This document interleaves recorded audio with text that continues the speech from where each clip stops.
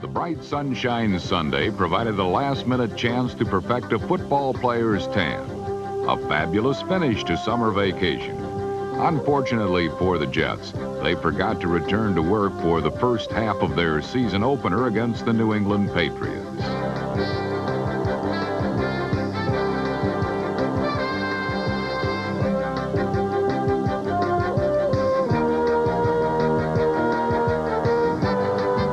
The Patriots held the ball for over 23 of the game's first 30 minutes and built a 21-0 lead.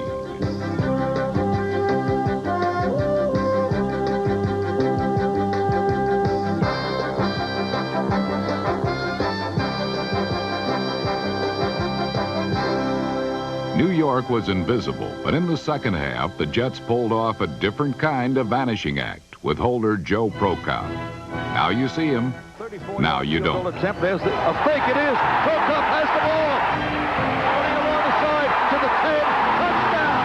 Touchdown. What a call. The Jets rallied to a 24-21 lead and held on for dear life. 4th and 1 at the 4. They're at the line of scrimmage. A wing T formation. The handoff goes to Stevens. He dives. He stopped. He stopped. He stopped. But as is their way, they gave New England a second life by failing to run out the clock. That proved fatal.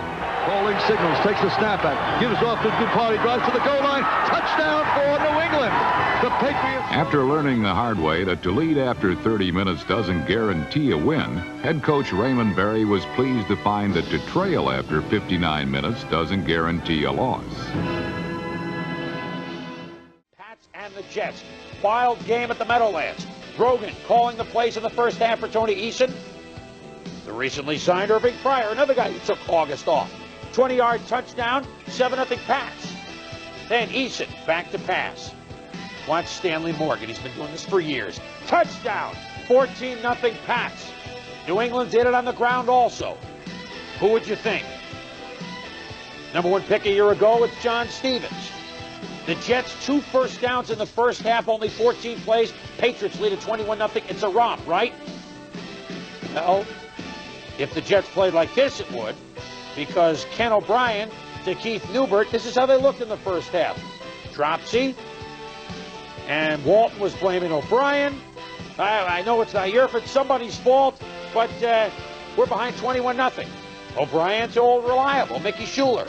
No, he drops it 21-0 at the half. Get out of here, New York fans say.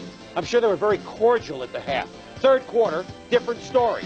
Eric McMillan had a couple interceptions, blocks the punt by Jeff Eagles out of bounds to the 1. Touchdown makes it 21-7.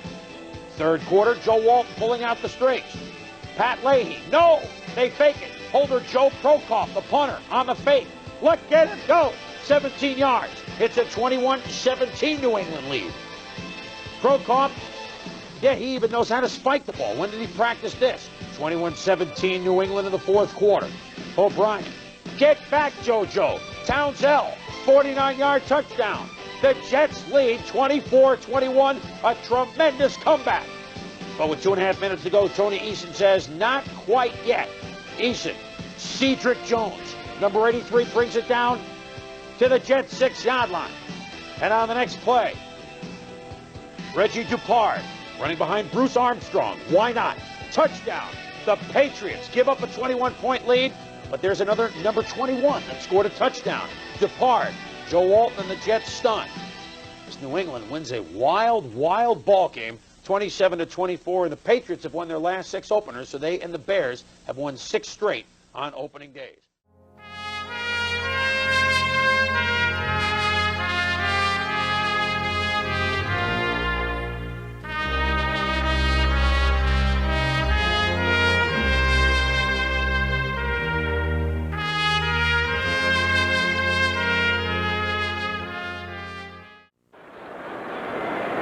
Very few places rock like the Dog Pound, and Bud Carson's home opener as Browns head coach was his second reunion in a row.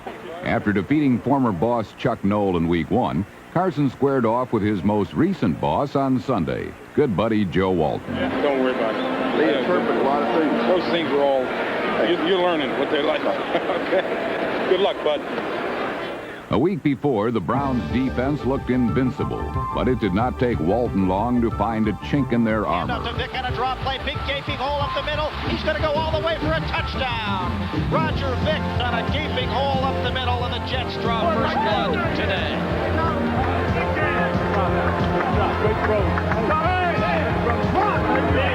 The Jets' euphoria was dampened, though, by the nifty feat of Webster Slaughter and a rather hasty decision by New York's corner.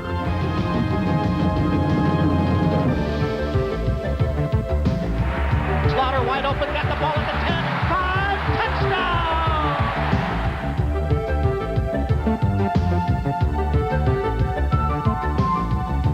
touchdown! Slaughter's touchdown had the dog pound smelling a second straight route, but they were led off the trail by some blown coverages of their own. O'Brien wants to throw on first down, looping it left side. Pass is caught by JoJo Townsell. He's going to go in for a touchdown. Townsell was wide open. This gift, however, would be the last breakdown of Cleveland's aggressive defense. You got to keep pushing. Beat one man, beat the second, beat the third. Keep working, move.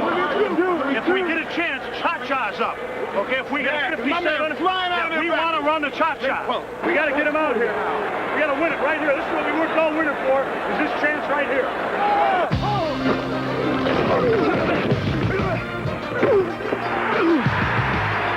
Coming your way, Bubba! Here we go, Obi! Let's go, Obi! 3 sacks and 4 interceptions ended the Jets' threat, and a 24-point second-half barrage put the game away.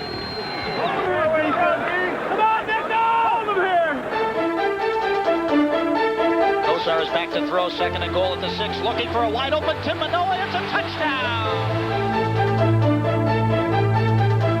Hands off to Keith Jones, drives up right tackle, he's down to the 5 to 4, the goal line, touchdown.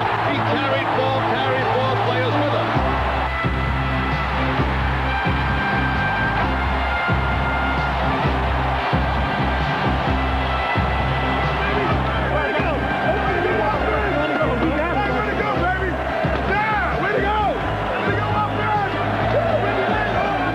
Cleveland is 2-0 for the first time since 1979, but the Browns players realize how much this win meant to Carson.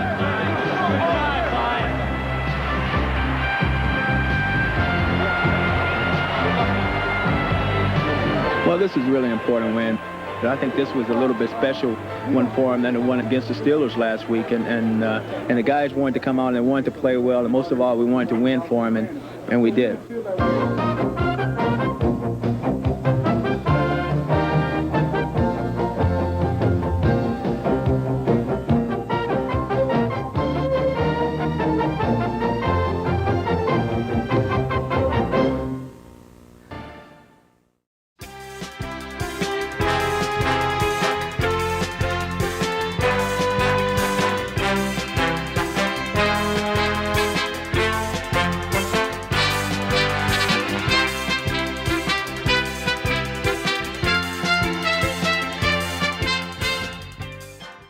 For some serious barn burners, especially in recent years. John, the last 6 times they've met, they've averaged scoring 70 points a game between them. So you had a feeling that today wouldn't be a single-digit game. Dan Marino absolutely loves these games. 31 touchdown passes in his 10 games against the Jets.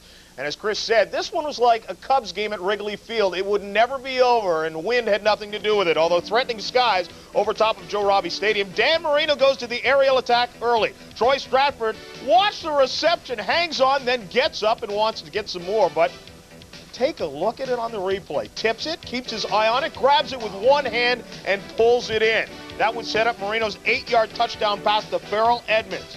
He's a big tight end with wide receiver speed. 7-3 Dolphins second quarter. Marino laterals to Jensen, who hits Farrell Edmonds again into the end zone. 13-3, Miami with the lead. Dolphins looking to add a field goal, but Tommy, this one would not come easily. Paul Frazee gets through and gets the block.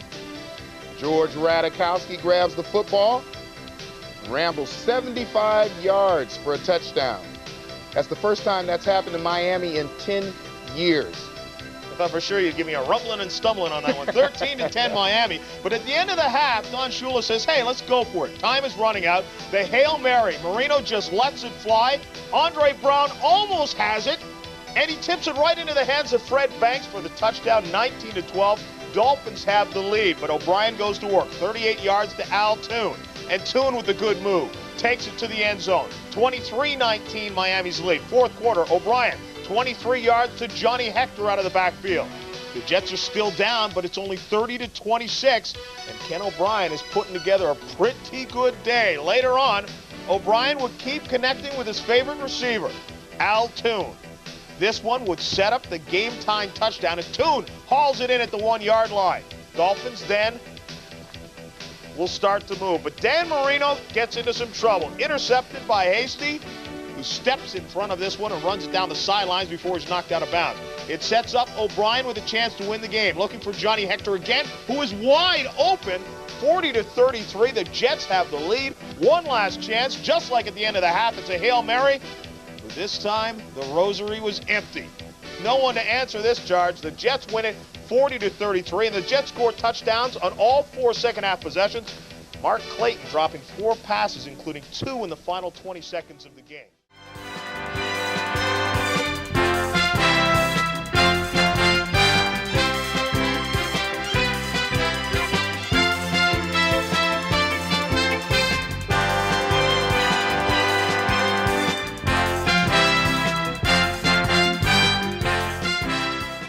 Then a Week 4 contest at the Meadowlands saw him pass for nearly 250 yards in a 17-10 win over the New York Jets. Trudeau dragged to throw, quick drop, sets, throws one over the middle. Brooks has got it, the 40, he's at the 35, he's at the 30, 25, 20, 15, 10, 5, touchdown to the Brooks! The game-clinching play was produced by Clarence Verdun, the AFC's leading punt returner. 49 comes to the near side, gets the block, 45, 40, he's at the 35, 30, he's gone! 20, 10, 5, touchdown! Clarence Verdun, 49-yard touchdown return!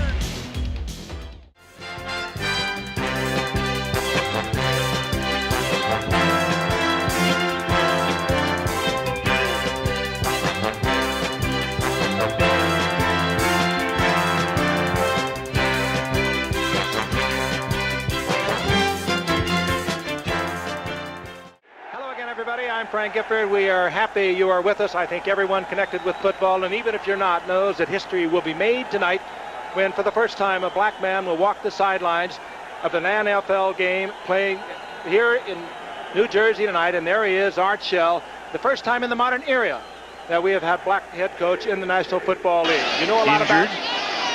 And not playing the season for the Broncos. We'll get up to date shortly. From the 27-yard line. Schrader back to throw, fires, the catch is made by Fernandez. Breaks the tackle, gets into Jet territory, inside the 30, he's got a blocker, he's inside the 15, touchdown Fernandez. And no flag, 73 yards. No, we can't show it to you, you can only see it on the American Ecstasy channel. Jager to put it in the air. And the kick is taken at the 11-yard line by Humphrey, who comes back this way and gets tackled at the 4-yard line by Steve Strahan. Giving them a 7-0 lead. From the 3-yard line, they give it to the up back, and this is Vic who takes it out to the 11-yard line, and we mentioned... Well, Monday Night Football, you know, you had the audience of America, so every time I was on Monday Night Football, I tried to capture the moment and do something special. Tony, a historic moment here tonight with Art Shell making his debut as the Raiders coach. Your thoughts on a black coach, finally a head coach in the NFL? Well, you know, I think it's a step in the right direction, and I'm hoping, just like all the other coaches in the National Football League, he's judged on his coaching abilities and his won and loss record and not the color of his skin. Up at the line, and they are playing good defensive football. And they've had to be real good. Again, they are minus Van McElroy, the free safety who's on injured reserve. They throw underneath, and this time Pouncell makes the catch and has the first down. He's tackled. Steve Hurt checked it out. It's 32. 32, yeah, in 1957. Second and 10. And the catch is made by Griggs, the tight end, the man who is spelling the injured Schuler, and a first down for the Jets at the 48-yard line. And Hundley, who was just picked up from Phoenix recently, is going to get a penalty. That will tack on another 15. There's a lot of harsh things being said about people around the NFL. Third down and 6. And O'Brien for Townsell, who makes a great catch at the 20-yard line. The coverage by Lionel Washington. And Townsell back to the goal line, making the catch at the 20. 2 or 3 yards farther out front, that's an easy Jet touchdown. 2nd and 10 from the 20. 13th play of the drive. O'Brien shoots out to the right and then hits Roger Vick, who takes it to the 8-yard line. 1st and goal. A hopping Roger Vick. Danny, 1st and goal. Townsell, the man in motion. Little quick toss out to McNeil. And Freeman McNeil to the 1-yard line. Stopped by Eddie Anderson. They like to go with Johnny Hector and Roger Vick. They're 2 big backs. The play where Schuler ordinarily would be. This is Hector, where he has the great leaping ability, but that time goes in for the touchdown. Good drive by the New York Jets to try to avoid a penalty that they ended up taking anyway. 3rd down and 7. Good protection and going deep for Alexander and picked off by McMillan. His 12th career interception. And the son of one-time Cardinal Ernie McMillan takes it to the 30, the 35, and is out of bounds at the 45-yard line. And a play that never had a chance to develop. And it's really been kind of a herky-jerky offensive game by both teams. 3rd and a short 3. O'Brien protected well, fires too high for Griggs, picked off at the 15-yard line by Eddie Anderson. And Anderson still on his feet. Anderson out past the 30, Look out. the 40. Goodbye. O'Brien can't catch him. Eddie Anderson on the move inside the 20-yard line and all the way for a touchdown. 87 yards. It just sailed and it was an overthrow. This will be the perfect angle to see it. Greg Townsend, he's the designated pass rusher for the Raiders, and he just waffled O'Brien as he released the ball, and here comes Anderson. O'Brien got up, got into the pursuit of Anderson, but this was a no contest affair as Anderson takes it in for his first touchdown. And that was also Reggie McElroy, number 68, giving pursuit, but Anderson takes it all the way. Timeouts remaining. 3rd down, 17 from the 40-yard line.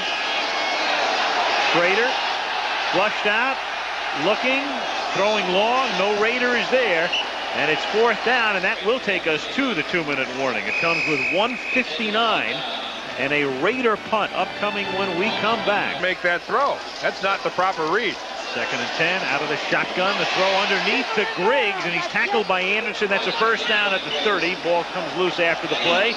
Jets conserving their timeouts. They have Griggs, because he's not primarily receiver for the Jets. Nevertheless, he is a tight end. That was right in there. Now they're going to have to keep in mind, hey, you're going to have to think 1st down. 3rd and 10, and into traffic. Townsell somehow comes up with the ball at the 47-yard line, tight roping the sideline. In traffic, 17-yard gain, 1st down, New York. He goes back to the more orthodox setup. There's still plenty of time with both timeouts. 2nd and 10, and the catch is made at the 40-yard line, but the ball comes loose and it's incomplete. Incomplete, intended for Keith Newbert. He burst into tears, look on his face. 3rd down and 10. Fake draw. O'Brien throws, and the catch is made by Burkett at the 34-yard line. A 1st down. Stopped by Anderson, and the clock was 53 seconds. Now the difficult ones we can handle. And timeout called by the Jets, so they've got 1 remaining. They'll have to be able to get back and get into the huddle quickly. 1st and 10 from the 33-yard line. O'Brien nearly sacked, stumbling, sacked at the 50-yard line. Of all times to get sacked, Mike Wise and Howie Long. Move out of the pocket. He is not a good scrambler, and it really showed that time. They need 24 for the first. They throw it underneath, and the catch is made at the 34-yard line by Townsell. Anything that even remotely looked like an attempt to get to a receiver, and as you can say, as Dan said a moment ago, he's not the most agile coming out of the pocket. That's not his strong suit whatsoever. To get just enough yardage for the 1st down. And O'Brien looking for 11 yards and has it. A 1st down at the 15-yard line. Chris Burkett, but they can't stop the clock. The 3 wideouts all to the right from the 15-yard line. O'Brien, flag is down. The pass is much too long. Oh, that's going to be 8 holding. yards out of the end zone, and Howie Long Final play of the game. No secret where they're going with it here.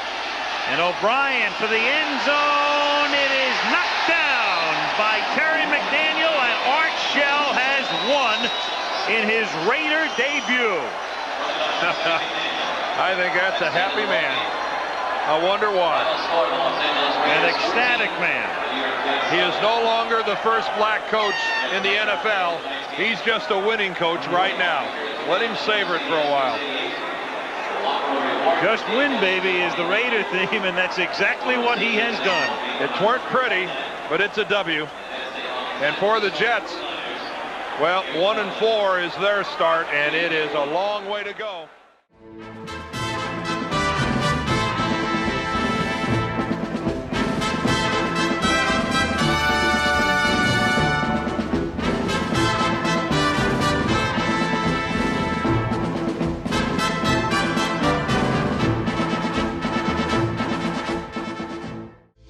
In Week 6, it was the New York Jets who first felt the sting of the Saints' wrath.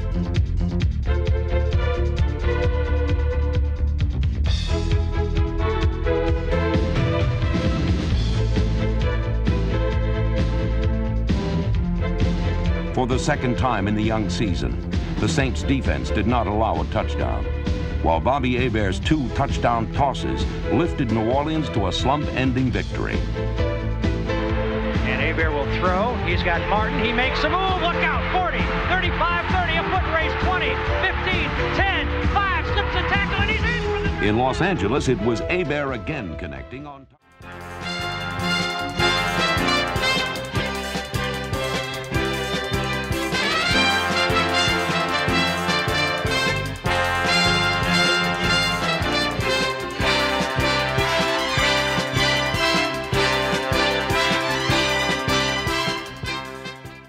Buffalo, a similar romance is in the air.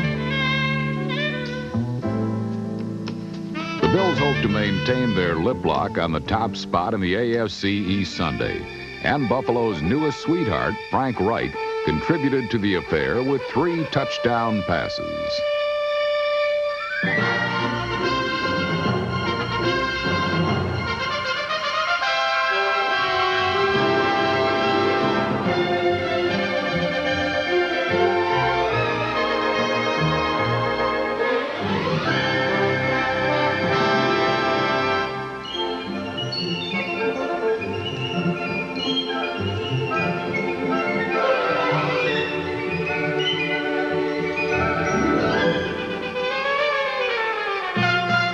Andre Reed slipped behind the Jets defense for his 5th touchdown of the year. But he wasn't the only one out of control Sunday. As has been the Jets' tune all year, anytime they get nearer their end zone destination, the more they're slip, sliding, and dropping away.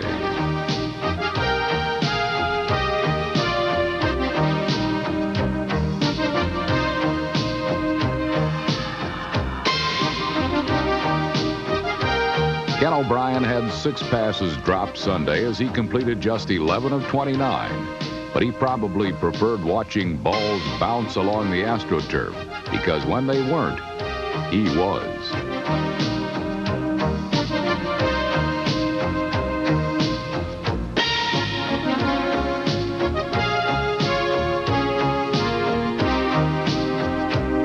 Buffalo brought O'Brien to his knees 5 times Sunday and brought the Jets their 4th straight loss. The Bills are in sole possession of first place in the AFC East with a 5-2 record. And if they can continue to give opposing quarterbacks headaches, they might just beat themselves a path to the playoffs.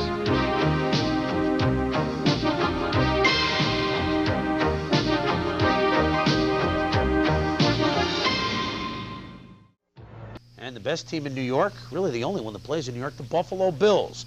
The Bills took on the Jets today at Rich Stadium, and maybe they're going to recall him because Frank Reich has been doing a very nice job indeed, subbing for Jim Kelly at quarterback. There's Jim on the sidelines. And was this a normal game? Well, no. The Jets on a punt return, the defense had held the Bills, or at least they thought. 12 men on the receiving team. 5-yard penalty from the previous spot. The penalty makes it a first down. So that means the Bills get the ball back and they would try a field goal. But Scott Mesereau's offside, so they get a chance to go for the touchdown. Thurman Thomas left. 10-0 Buffalo. Kenny O'Brien back in the starting role for the New York Jets. Had no help from Johnny Hector. Had little help from JoJo Townsend. Get back, JoJo. And old Bill Chris Burkett could have thrilled the fans with it. No, he didn't catch it. And Freeman, no. And Ken O'Brien finally hits Freeman McNeil, but then guess what? Fumble. Leonard Smith is going to pick up the ball, and he rumbles there. The Blizzard defense held the Jets to only 3 first downs in the first half.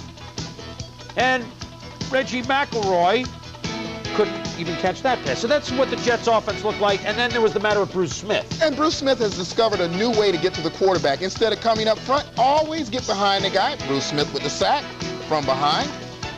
Bruce Smith coming around the corner with the sack from behind.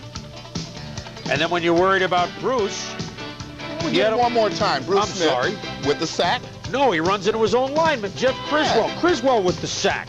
Ken O'Brien, 11 of 29, 140 yards. Well, whatever it is. But Bruce Smith had 3 of 5 Buffalo sacks today, 52 in his career. And what about Frank Wright, the hero of last Monday night against the Rams? And Andre Reed, 20 yards out, made it a 20-0 Buffalo lead. Yeah, Jim Kelly is saying, whoa, this is not too bad. Buffalo goes on to humble the Jets 34-3, holding them to only 154 yards.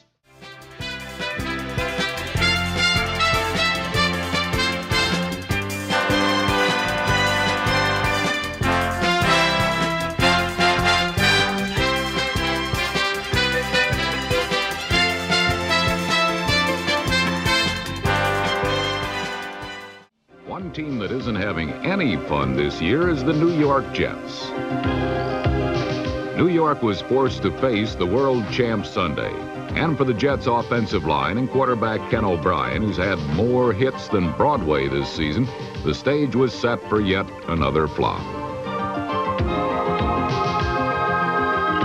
O'Brien was sacked 9 times Sunday, and once again, Joe Walton had to rely on his defense for his only offense. Roger Craig fumbles the ball, just pick it up on the bounce. McMillan brings it down the sideline. He'll go into the end zone. Touchdown, New York Jets. New York's defense has outscored its offense 28-16 over the past 5 weeks. But while they continue to find the end zone, so do their opponents. Third stringer Steve Bono sent a bomb towards the New York skyline, and skyscraper Jerry Rice went between Twin Towers to get it. Rice is there! Leaping catch! Oh my, what a touchdown! With just 1 win through 8 games, the Jets can only look to the heavens for some mercy. And unless some comes, they'll probably suffer through a sad, sad second half. 49ers, you stick them on the road, John, and I mean, why even worry, right? Including the game at Stanford, which was a road game of sorts. They had yet to lose away from Candlestick Park. Now, the New York Jets, on the other hand, 1-6, and everyone calling for Joe Walton's head in New York. So, trying to come away with a big win. They wouldn't have to put up with this man, Joe Montana. Stop, look, listen, here's how you do it, Steve Young. He goes, and over top of the linebackers, he looks for Roger Craig, and there he is. 41 yards in the pickup. Craig, 6 receptions for 85 yards, 17 carries, 78 yards. He totaled 163. Then Young finishes things off, 2nd and goal. Brent Jones is open in the end zone. Young finds him, 7-0 49ers. On the next possession, though, things get a little scary for the 49ers. Young fumbles the snap, picks it up, tries to run with it, gets wrestled down and washed the knee. He is out at least at that point. Bring in Steve Bono. Steve Bono singing, yes, I do have you, babe. He completes the Craig. But Craig gets hit by Kerry Glenn and fumbles the ball. Eric McMillan picks it up, and for the 2nd time this year, a fumble recovery for a touchdown. And the Jets are on the board. But Bono's 2nd series, 2nd and 1, he unloads to Jerry Rice. And he does have you, babe. 45-yard touchdown pass. Rice with 5 catches, 95 yards. Take a look at this, Tom. Well, they say Jerry Rice is not fast, just fast enough to get by people, and always has the great hands, great leaping ability.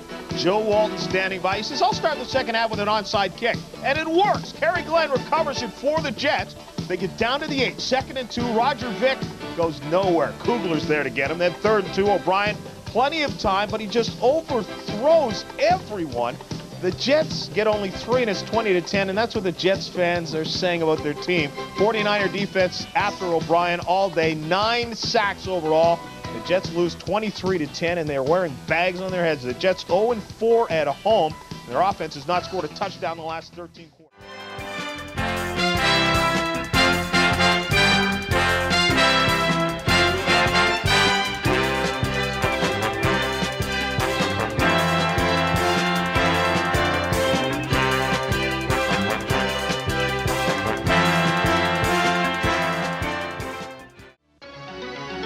Facing a Jets team which has been losing ugly, the New England Patriots appeared to be sitting pretty. Early on, though, nothing was prettier than Ken O'Brien's passing. Looking for Burkett. Corner pattern. He's out there. Makes the catch. Touchdown! O'Brien's second touchdown pass of the day gave the Jets a 12-point lead in the 4th quarter. But in the game which saw more than 900 yards of offense, the Patriots had little trouble running down the lead.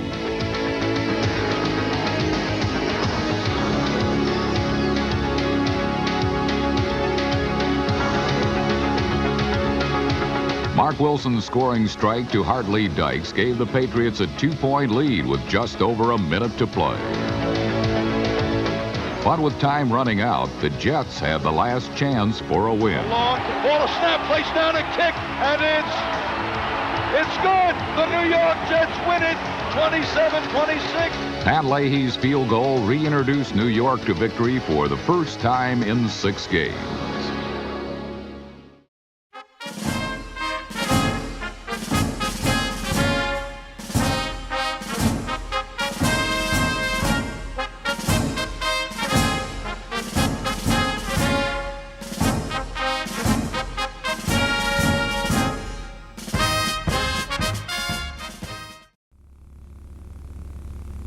Miami and the Jets. Dan Marino looking to regain the passing touch. Didn't have it on this play. John Booty makes the deflection and the interception. Booty's first interception of the year. Dan Marino, though, not much of a chance on this play, Tom. Eric McMillan on the blitz. The sack as Marino fumbles the ball. Jets recover. And then McMillan says, remember a guy by the name of Mark Gastineau? I think like him. More rows for Dan Marino fighting the Meadowlands Shadows. Marino gets picked off by Kerry Glenn. Dan Marino did not have it going in the first half, but look at the numbers in the first half, and remember, because boy did he come back with a vengeance in the second half. Dolphins defense stymied the Jets offense, 4th and 1. Johnny Hector comes up short, and Miami takes over. Dolphins defense again. Ken O'Brien looks. Now he looks like he should have an easy touchdown, but what happens, Tom? He doesn't run it in. O'Brien here sees Oliver coming toward him. The thing he should have done is got down on the ground. All he's got to do is get that ball across the plane of the goal line. He's got a touchdown. Stop short, and in the next play, Johnny Hector tries. DJ Jr. and Lewis Oliver again to put the hits on him. The Jets finally break through 13-0. O'Brien to Freeman McNeil, 25 yards for the touchdown. 20-3 for the Jets. Ken O'Brien off to a good day, and it looks like a romp over Miami. How did Miami get the 3 points? Well, Pete Stoyanovich, 59-yard field goal, and this is a line drive that just barely clears the upright, longest in Miami Dolphin history, and the 3rd longest in NFL history. Move to the second half. Dan Marino comes out throwing. First play, Mark Clayton, 78 yards, and now it's just 20-17, but the Jets still have the lead. 2 possessions later, Marino on a short pass to Scott Schwades. It turns into a foot race for the goal line, and Schwades wins it, 24-20. Dolphins on top to stay. They would go up 31-20. Dan Marino, we showed you what he's hit in the first half. Look what he does in the 3rd quarter and then overall. There's Mr. Joe Walton. How do you end his games? That's the way he's ended them all year. First Dolphin win at Jets in 5 years. Jets are winless at home this year, and Miami, more importantly, stays just 1 game back of the Buffalo Bills. Very important win, very important second half for Marino. The Dolphins, of all the contenders, have the easiest schedule, and they may not catch Buffalo. Of course, Buffalo's beat them twice head up. but they're thinking about a wild card berth, and they may have a heck of a shot. This game, low scoring and low output by Marino against the Jets standards. Take a look at what Dan Marino has done in his career against the Gotham Green compared to the rest of the NFL. And, you're talking Dan Marino, which means his work against the rest of the league is pretty good as it stands. The Jets have gotten the brunt of it. Today's second half, another example. We'll be back.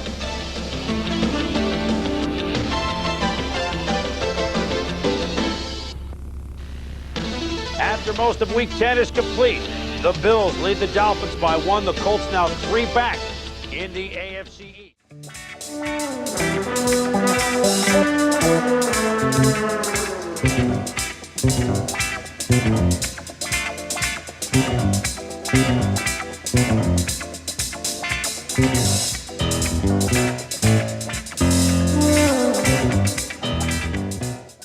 And in Week 11, it was this penchant for pass theft that helped the Colts complete a season sweep of the Jets.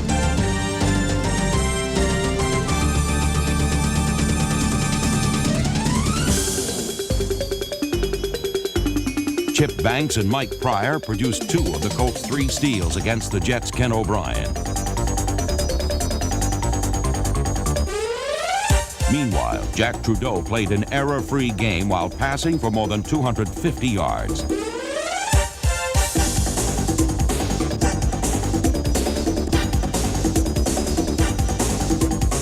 Andre Rison gained over 100 receiving yards, and Trudeau's 1-yard toss to tight end Pat Beach, number 81, contributed to a 27-10 victory that enabled the Colts to notch an important division win.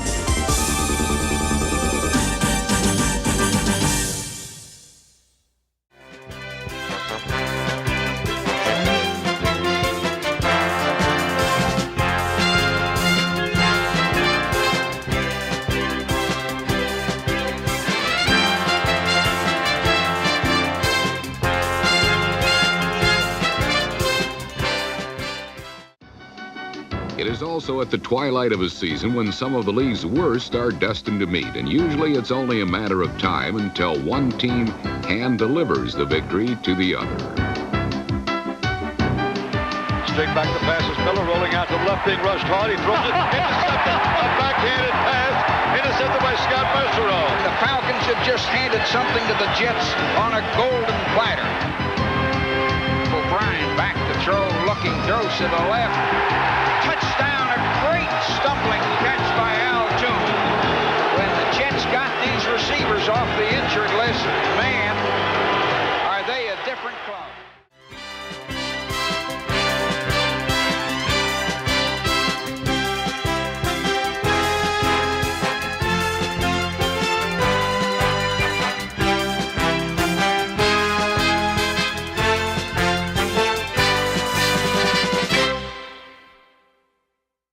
Jets and the Chargers. Jets draw first blood on their third possession. Walton looking on. Ken O'Brien shovels to Johnny Hector. Runs the ball from 9 yards out for the touchdown, 7-0 Jets. Then the defenses take over. Second quarter, O'Brien is sacked by Vince Glenn on the safety blitz. And on the very next play, Lee Williams comes in and gets his 12th sack of the season. That leads the AFC, John. Chargers starter Billy Joe Tolliver didn't fare much better. Ron Stallworth gets in and gets to Tolliver as he hangs in the pocket but can't break free. Near the end of the half, Marion Butts gets the handoff and takes off 40 yards for the touchdown to tie the game 7-7 as they would head into the locker rooms. Poor tackling by the Jets. 5 guys with their hands on him, can't get him down. Third quarter, Pat Ryan was replaces O'Brien rather. He gets picked off by former Jet Lester Lyles. One hand on the catch. That sets up Chris Barr's go-ahead field goal. Fourth quarter, the Jets get the ground game going. Johnny Hector, 10 yards. Johnny Hector with a big day. Then the drive is capped off when Roger Vick will take it in from 2 yards out for the touchdown to give the Jets the lead unmolested, 14-10. 7.5 minutes later, it's Vick one more time. This time from 14 yards, goes around the right side. Leahy would miss the point after, 20-10 for the Jets. The Chargers rally. The field goal here would have sent the game to overtime. 37 yards, a chippy for Chris Barr, right? Wrong. He misses it, and the Jets win. Chargers have now lost 3 games in a row, and the Jets win for the second straight time. San Diego, 5 offensive touchdowns, last 17 quarters.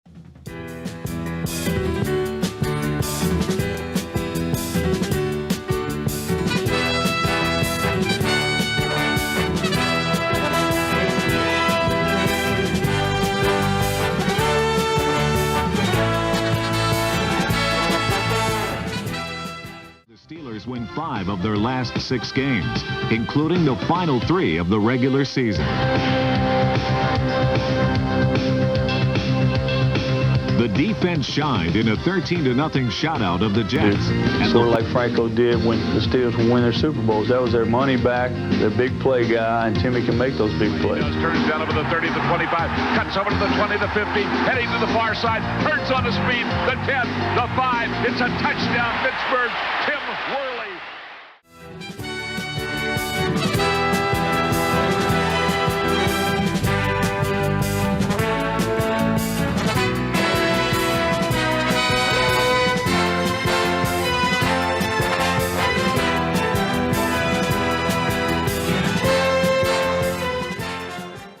Welcome back to NFL Primetime. The Rams with an unbelievably tough loss on Monday night to the 49ers, John. But just when you need them, into town come the Jets, who couldn't even figure out who was playing quarterback today. Absolutely perfect. The Los Angeles Rams, as you said, they blew 17-point leads twice, so their chance at winning the NFC West title was gone when San Francisco beat them last Monday. So the wild card could be theirs if they could win their final 2 games.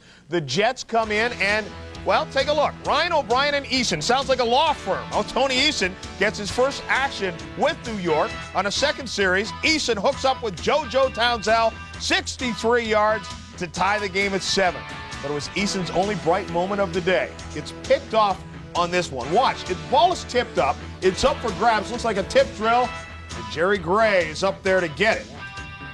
Second quarter, Eason in the pocket gets stripped of the ball, and Brett Farinez recovers at the Jets' 1-yard line. Then Farinez gets in for a sack as well. Tony Eason, 10 of 14, 130 yards, 1-1. Jim Everett does what he usually does and has done so well this year, and that's throw the ball. Looks for Pete Holohan. 25 yards on this touchdown play as he takes it in. 2 series later, Everett goes for 6 to Flipper Anderson. And Flipper, who had that great game earlier this year, right in his mitts, and he drops it. So they try it again. Everett goes long to Anderson. The ball is short. He comes back to it and takes it in 43 yards, 21-7. Time is winding down in the half. Everett keeps LA moving. Henry Allard, all alone, makes a 21-yard grab and a pickup, 28-7 at halftime. Jim Everett, you can see him, goes over the 4,000-yard mark on this day. Jets went to Ken O'Brien in the second half. Bring him back in, but it was the same old story. O'Brien's pass to no one unless he was passing to the 25-yard line. New York tries anything. The flea flicker. Brown back to O'Brien. This one is knocked away by Gray. And this epitomizes the afternoon. Everett hits Buford McGee. McGee fumbles the ball. James Hasty gets it. He's running around looking for an opening. Gets hit, and he fumbles the ball. Aaron Cox comes up with it. Joe Walton is wondering what has happened to his team. Jim Everett now 4,129 yards, a new Rams record. 28 touchdown passes, leads the NFL, and the Jets D is allowed 29.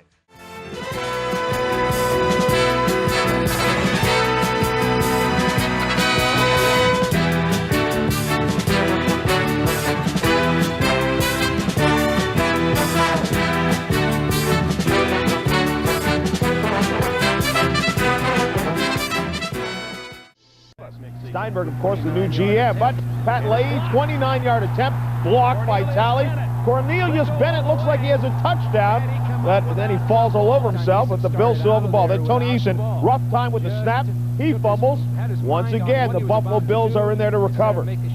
Joe Walton expressing his frustration in what possibly could have been his last game as head coach of the Jets. But it wasn't the end of their troubles. Tony Eason's pass is batted by Cornelius Bennett. He recovers. Another turnover. Minus 16 takeaway. You can understand the frustration. The Bills needed to win today. Andre Reed helps. All-time leading receiver today. Set a record of 1,311 yards, 6 for 80 today. Jim Kelly gets the ball off after the blitz. Larry Kinnebrew, though, is the man who punches it in from 1 yard, 10-0 Bills. Kelly makes it 17-0, 25-yard pass to James Lofton, who takes off down the sidelines. And for insurance, Kenneth Davis powers up the middle, breaks the tackles, 17 yards. The Jets look dismal, 37-0. Marv Levy, you did not need to help with the body English. The Bills win the AFC East title for the second straight year. And the Jets can only look forward to a Merry Christmas because they didn't have a very merry football season. Last year, they clinched against the Jets in week number 12. It took till week 16, but those Jets were there again. The Bills had lost 5 of 7. The Jets 4-12. They're worst since 1980. So Buffalo will face Cleveland in an AFC playoff game.